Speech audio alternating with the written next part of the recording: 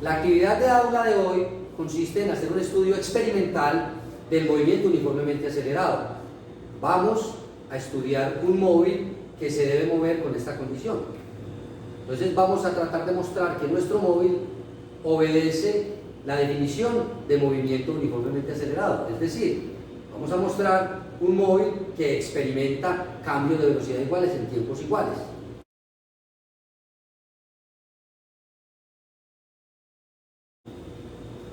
En esta actividad vamos a tomar de nuevo medidas de tiempo y de distancia para construir una gráfica de posición contra tiempo y otra gráfica adicional de velocidad contra tiempo. En ambas gráficas podemos extraer un valor de aceleración.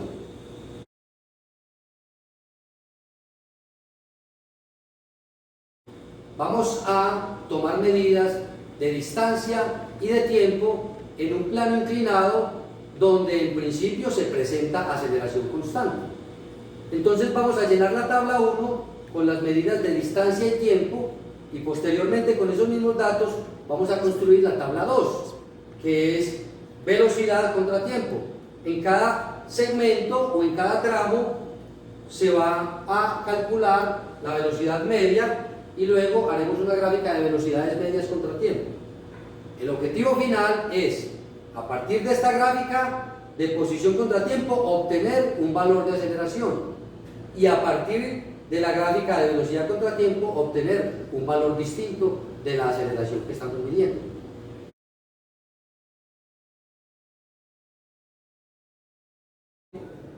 Los implementos que necesitamos son el plano inclinado sobre el cual se va a desplazar el móvil, el registrador digital, los fotosensores y el móvil. Este aparato va a registrar el tiempo cada vez que el carrito pasa por el medio de ellos. El tornillo del carrito es el activador de los fotosensores.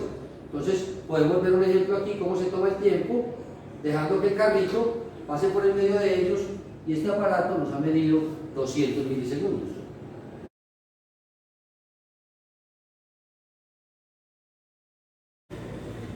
Para iniciar a llenar la tabla, disponemos los fotosensores a 10 centímetros el uno del otro y tomamos la medida del tiempo 10 veces y promediamos para llenar nuestro primer dato del tiempo.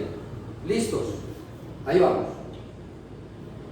El carrito se debe ubicar exactamente antes del primer fotosensor.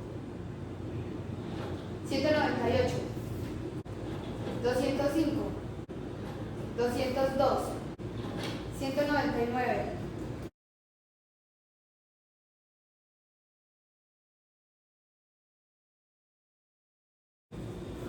El tiempo promedio para los primeros 10 centímetros es de 0.1998. Muy bien. Vamos para los siguientes 10 centímetros. Tenemos que mover el segundo fotosensor.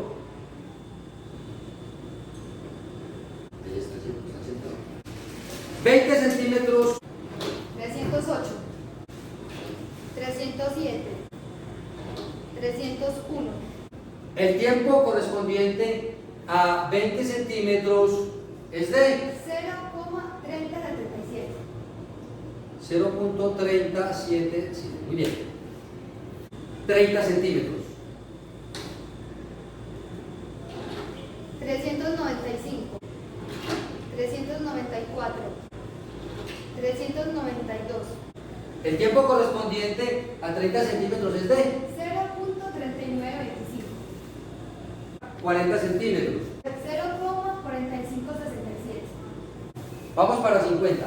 0.5180. Solo nos falta el dato de los 60 centímetros. Vamos a moverlo. 0.5720.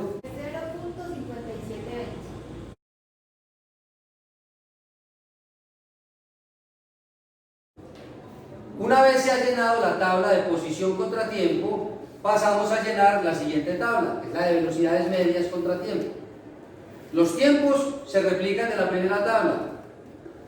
Para hallar los datos de velocidad media que van en estos cuadros, tenemos que tener en cuenta que la velocidad media se define como delta de x sobre delta de t.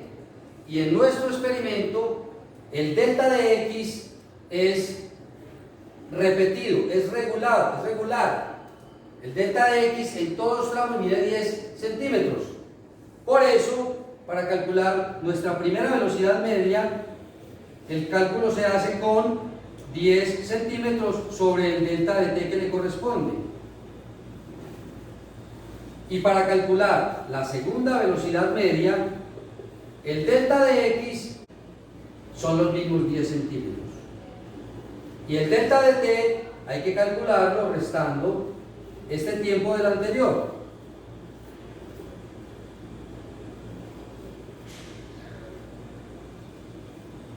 Y así sucesivamente. Habría que calcular la velocidad media 3, la 4, la 5. Esta es una tarea que se le puede dejar al computador. Podemos enseguida ver en el computador cómo vamos a calcular la tabla de velocidades medias. Pero hay que tener en cuenta que lo que estamos haciendo es este cómputo obedeciendo a la definición de velocidad media para cada tramo.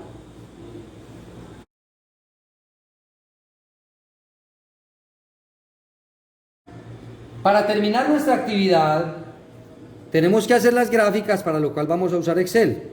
Estos son los datos que hemos recogido del tablero, y para el cálculo entonces de la velocidad, ya habíamos dicho que nuestra primera medida de velocidad es 10 centímetros sobre el tiempo que le corresponde. En el siguiente caso, el cálculo es 10 centímetros dividido, abro un paréntesis y escribo el delta de t, cierro el paréntesis. Para que el cálculo se repita, yo hago esto, tomo el cuadro, lo replico y así replico el cálculo. Podemos revisar si el cálculo está bien hecho mirando cada uno de los valores aquí. Es claro que es el tiempo E menos el D, entonces es correcto. Lo mismo aquí, F menos E, G menos F, H menos E. Ya tenemos entonces una tabla de posición contra tiempo y una tabla de velocidad contra tiempo. Para finalizar, graficamos posición contra tiempo, para lo cual tomamos este conjunto de datos y en Excel decimos insertar un gráfico en modo dispersión de puntos. Luego nos paramos en un punto, le damos clic derecho y le decimos agregar línea de tendencia, polinómica de orden 2, le pedimos que presente la ecuación y el valor del r cuadrado. Se obtiene así entonces una primera gráfica en la cual el valor de la aceleración es el doble del coeficiente del término cuadrático. Ahora vamos a graficar velocidad contra tiempo.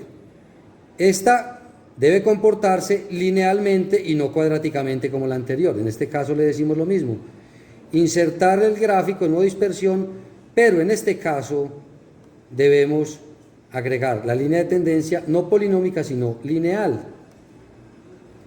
Le pedimos presentar ecuación y el valor de r cuadrado y ya obtenemos aquí un segundo valor de aceleración.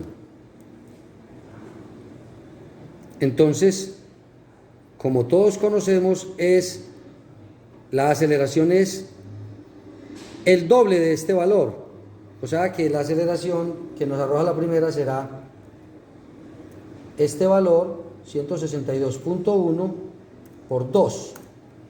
Ese es el primer valor de aceleración.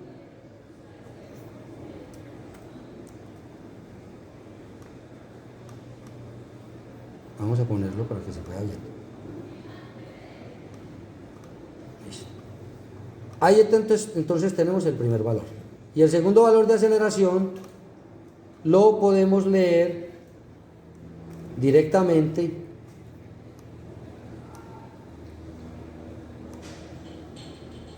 de la gráfica. El segundo valor es 363.34.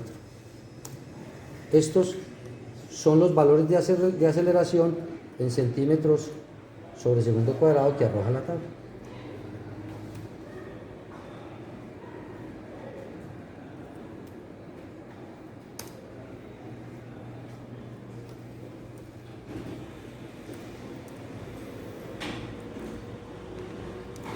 Como podemos ver, los valores de aceleración son muy similares.